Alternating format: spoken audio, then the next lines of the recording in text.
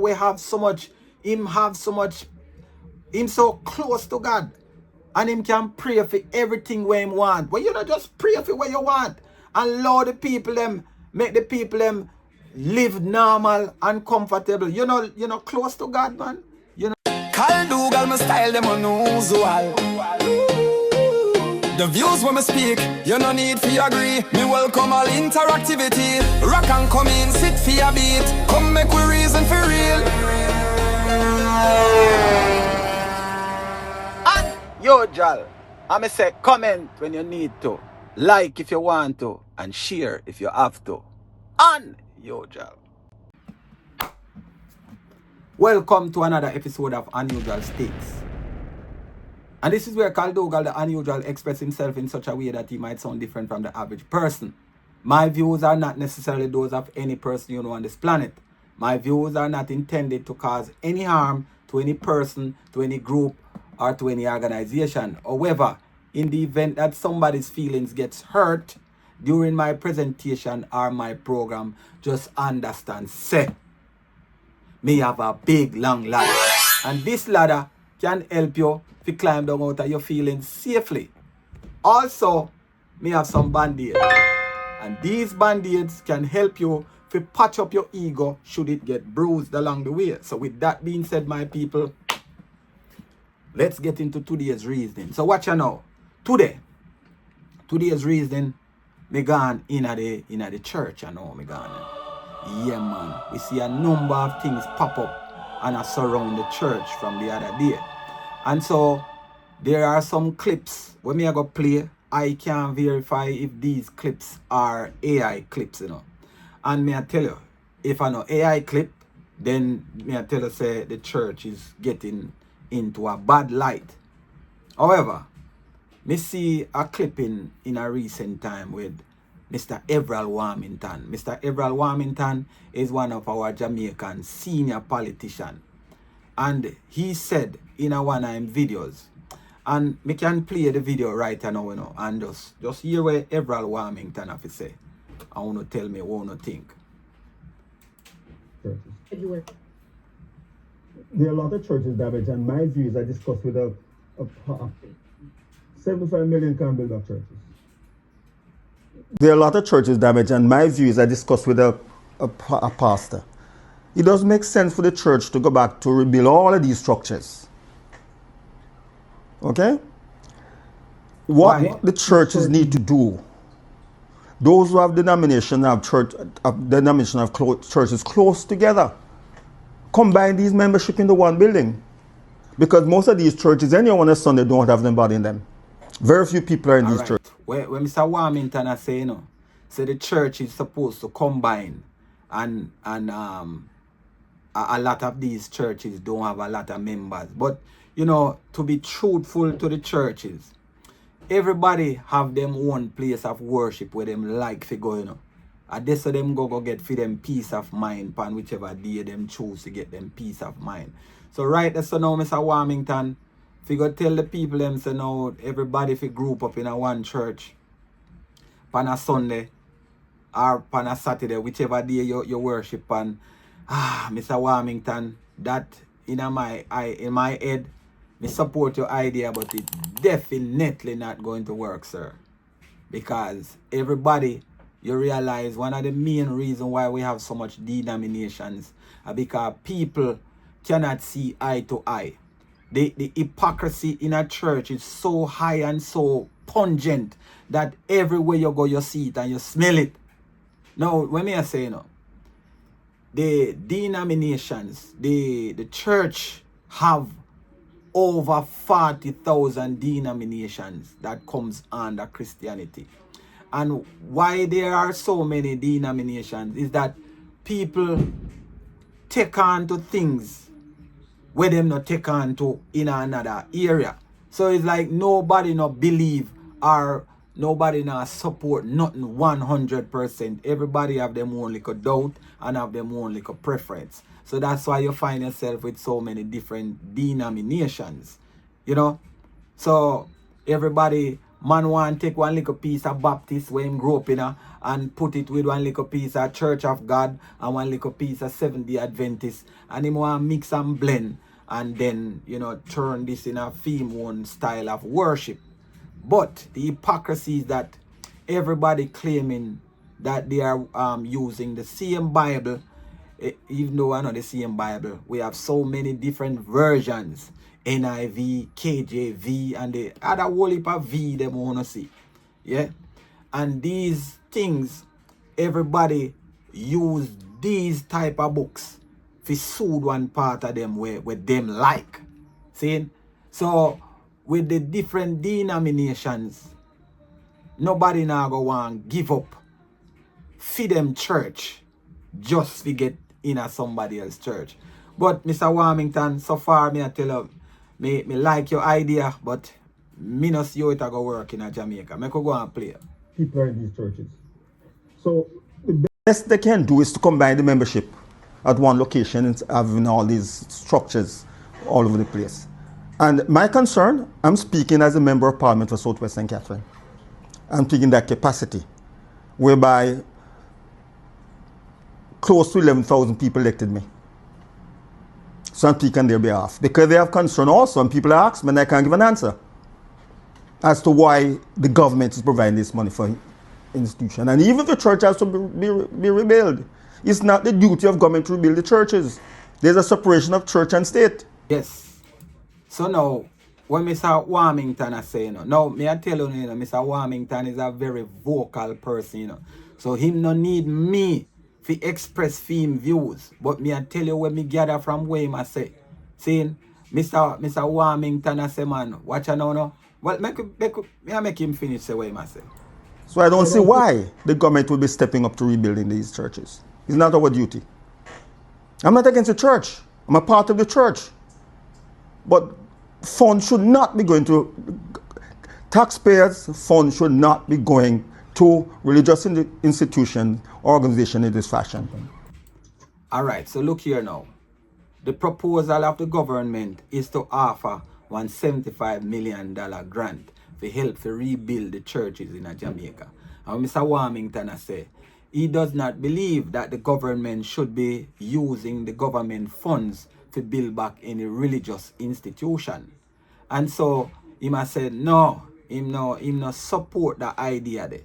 See? But when me I say no, me agree with Mr. Warmington on this, is that for the people who are Christian-minded people, even though we grew up in a Christian society in Jamaica, but you have to understand, if you really believe the motto, or if you say you believe the motto what we have in Jamaica, out of many one people, you are going to understand, so you are going to have many different ideas coming from many different people. And not everybody are going to hold on to one particular religion. So, Mr. Warmington has shut this down from now because the majority of the people in Jamaica profess to be Christians. And we have churches on every block, every corner, everywhere.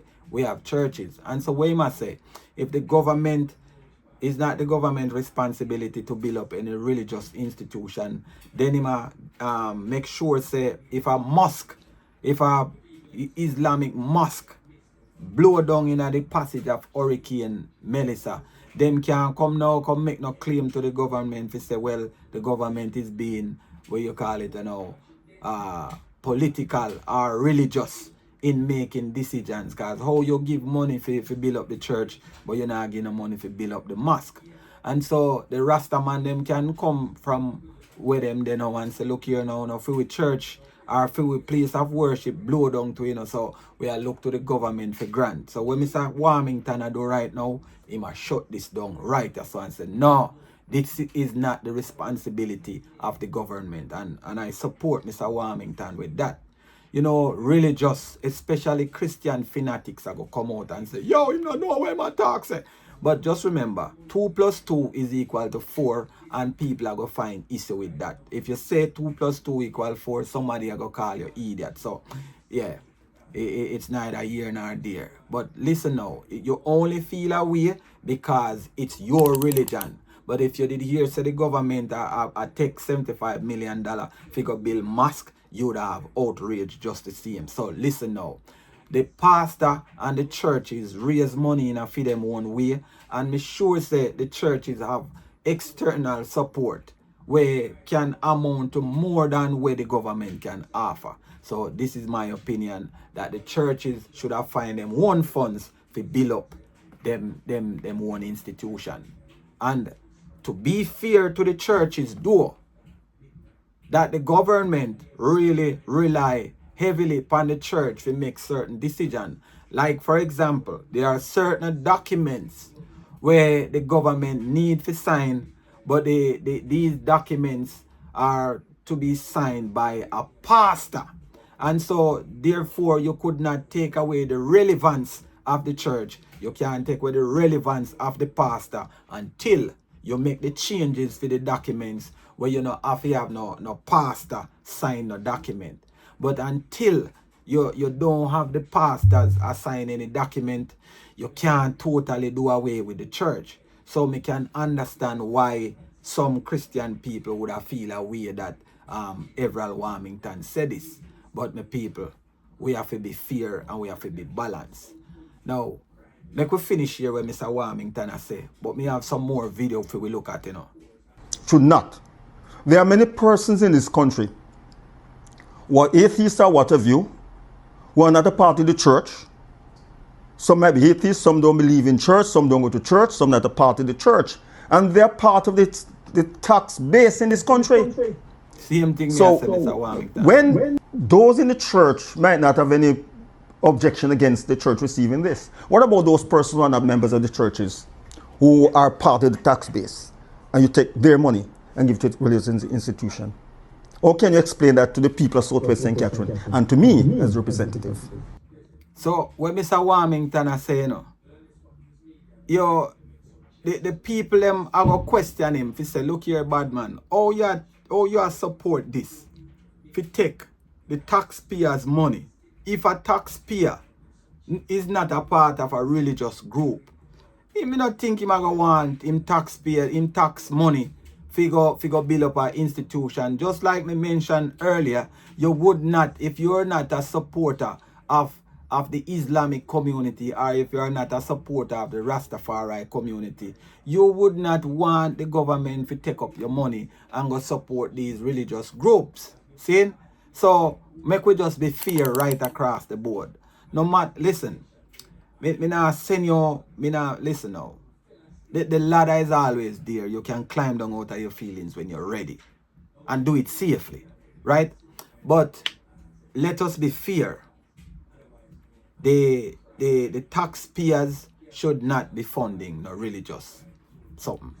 So that's my opinion, my people. Feel free to comment because me can be looking at it from one angle and you have better idea. Just text in the comment section, man, and we can reason it out.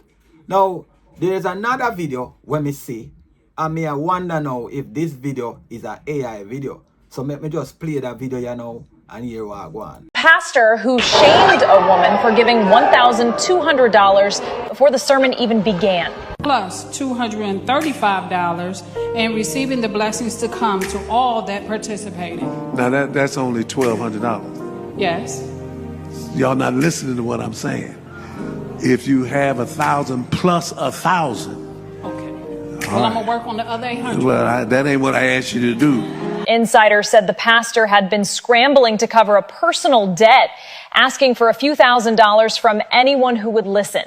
Hours later, he stood on stage preaching about sacrifice. A woman walked forward with everything she had, $1,200. She believed she was giving from faith. He saw it as a missed opportunity to collect. In front of the entire congregation, annoyed, he told her it wasn't enough.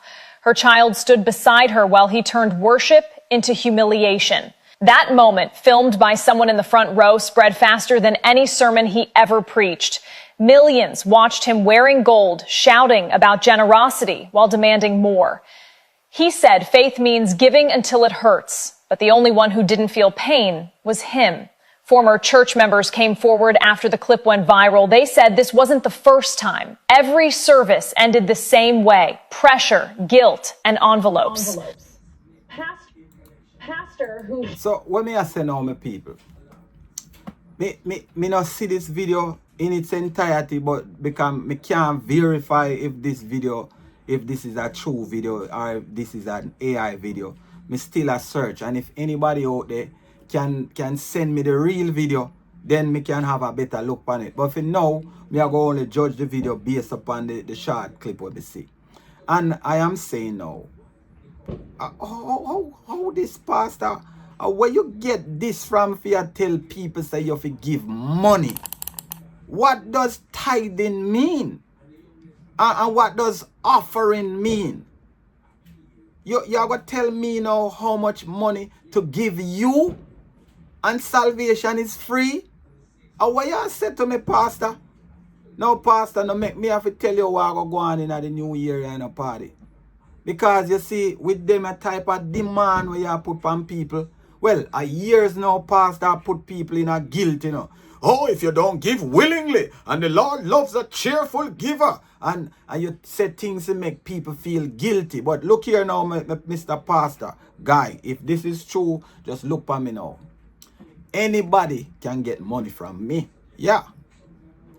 But you have to put me into fear if you really want to take my money without my consent. You have to put me in a great fear. And so with you, Mr. Pastor, sir, you have to go rob me just like how any other criminal would have tried to rob me to get my money. If a dem kind of behavior you come with, come tell me how much money me fi give you. What? Did you work for this? So listen me now, my people. Them ridiculousness where them pastor you are going with, me I tell you something. These are the things that are turning people away from the church, you know. Because they must see them a high demand. Yeah. It's like, yo, if me don't have them a big old money I give you, and you come and shame me this week, why me not go back to church next week? Watch you know, make we hear what that brother you say. I'm see if it might make any sense. Come here, my boss. Turn around and treat people like garbage. Do you know one of the reasons why so many young people stop going to church? Young people aren't rejecting God. They're rejecting hypocrisy. They're tired of being taught by people who don't live what they preach. Tired of sermons about discipline from undisciplined pastors. Tired of instructions about holiness from people hiding mess. Listen, you cannot keep praying to God and turn around and treat people like garbage. We've turned churches into classrooms full of instructors and emptied them of father figures. And the Bible tells us you may have 10,000 instructors, but not too many fathers. Young people are watching, they're not listening. And when the message doesn't match the life, they don't argue. They just get up and leave. Because you can't guide a generation you refuse to be accountable to. You cannot demand respect while avoiding correction yourself. Young people didn't leave the church because of God. They left the church because too many teachers forgot that they were supposed to lead by example. So, Turn around and treat people like garbage. What me I say now, my people? Who no believe what that man I say? Because me I find some merit in what this man I say, you know.